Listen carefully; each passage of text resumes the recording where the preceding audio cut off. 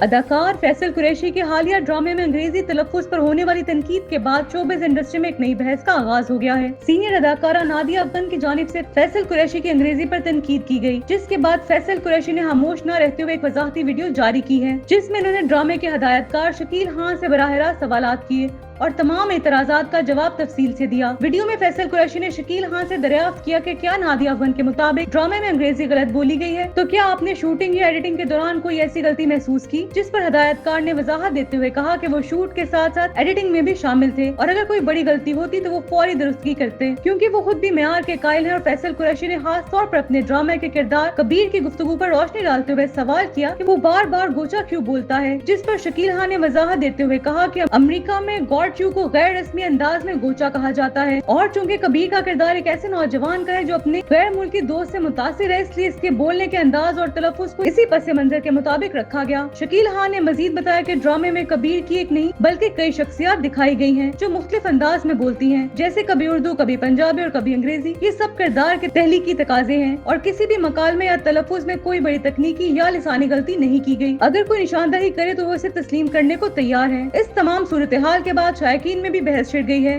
جہاں کچھ افراد نادیہ افغان کی رائے کو درست قرار دے رہے ہیں، وہیں کچھ لوگ فیصل قریشی کی وضاحت کو مدلل اور قابل قبول قرار دے رہے ہیں۔